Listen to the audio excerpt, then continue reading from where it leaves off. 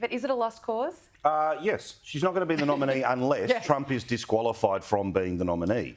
The reason she's staying in and the length of time as to why she's staying in is all, will the Supreme Court uphold the decision of several Democratic states to bounce his name off the ballot?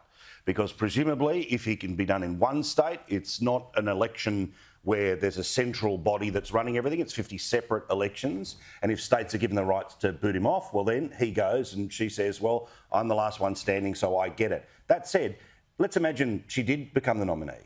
The 60% of people that are relentlessly voting against her will not go out and campaign for her, will not go out and vote for her. So, yes, in head-to-head matches, Haley ends up beating Biden. But the bigger problem for both these parties is young voters, voters to the left, Arab voters won't get behind Biden because of his position on Israel, and MAGA won't get behind Haley. So what, 3 people will vote?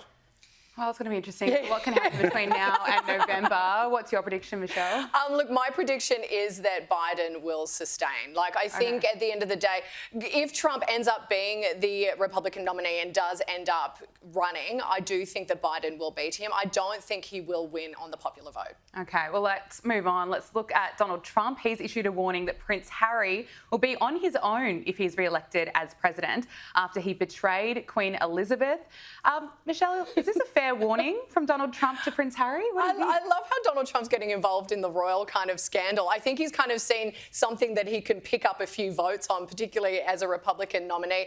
But look, I don't know if it's a fair warning. A lot of people are pushing for Harry not to be in America because of his admission of drug taking, which to me is hilarious considering, you know, Bush admitted to taking cocaine as well. So I think you can't really deny him access to the US based on that. But look, I don't know why he's even bothering. I don't know. Well, what's your assessment on all of this? Do you think that it's fair? What do you make of it? I just, you know, Trump is the first politician who is equally a pundit, a viewer, and a participant, right? So in the same way that many of us sit and watch TV and yell at the TV or yell at our phones at some video, he gives a press conference and the feedback loop becomes louder and louder.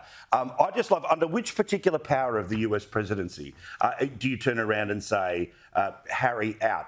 I would imagine that Americans are far more interested in seeing illegal immigrants booted out of the country than a legal one, as annoying as he may well be.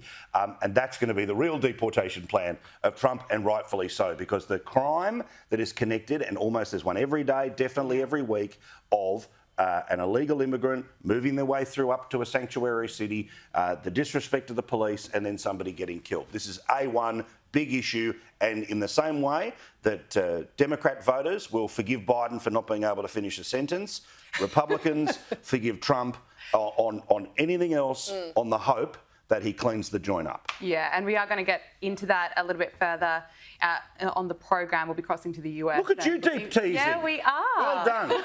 Watch the video all the way to the end, and just do me a favour right now. Can you all just go back and repeat? Go back and repeat like 5 seconds, because just for some reason I want the little algorithm to look like that just when we're talking.